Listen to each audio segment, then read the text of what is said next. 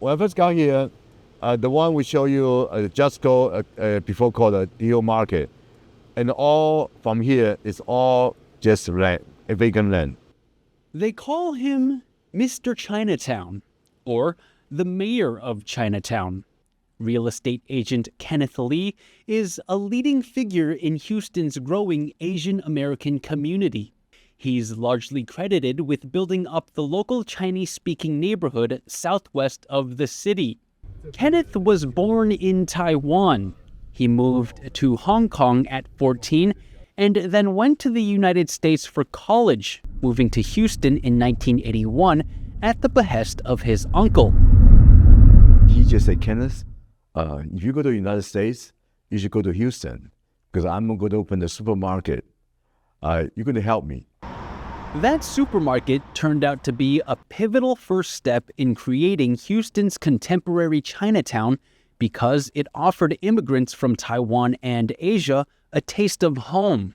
People came from far and wide specifically to buy the specialty goods that his uncle's grocery store offered.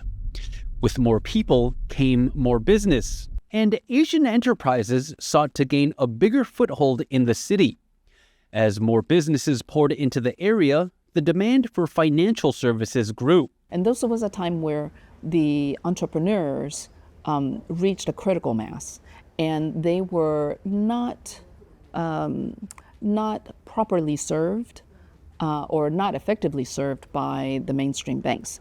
Jody Lee is chairwoman of Southwestern National Bank, one of the Asian-oriented financial institutions that arose from Houston's Chinatown rise.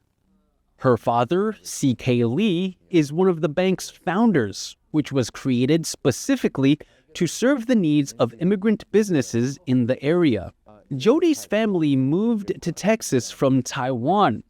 Her family was one of those who made regular journeys to Houston to visit Kenneth's family grocery. And we lived in the Dallas-Fort Worth area for 2 years.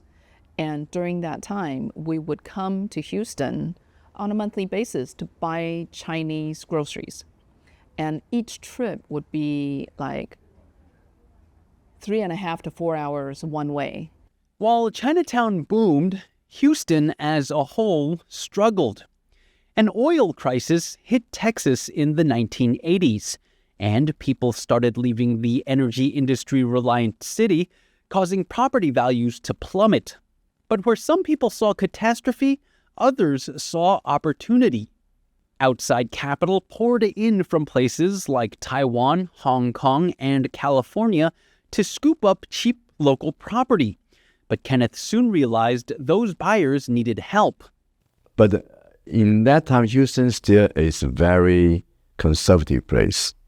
So in the upscale property and the commercial properties, even you have money, you cannot buy. Kenneth became a realtor to help drive those sales. As he sold more property, he saw a need to build relationships with local officials so that they could become familiar with the community. Kenneth worked with local authorities and city officials, showing that Chinatown could bring much economic good to Houston. We have to work with the mayor, with the city council, to let them know we are here, and then we are part of the culture, and then let's work together. He asked police to set up an office in his area, paying for the rent and utilities out of his own pocket, as he believed safety was a big priority for Chinatown's prosperity. Kenneth also regularly meets with local politicians to advocate for Chinatown's needs, as well as find out if there's anything Chinatown can do for Houston. Houston is the place where Kenneth has seen generations of immigrants set up shop and thrive. He firmly believes that the city is a haven, not just for immigrants, but for anyone looking to build success.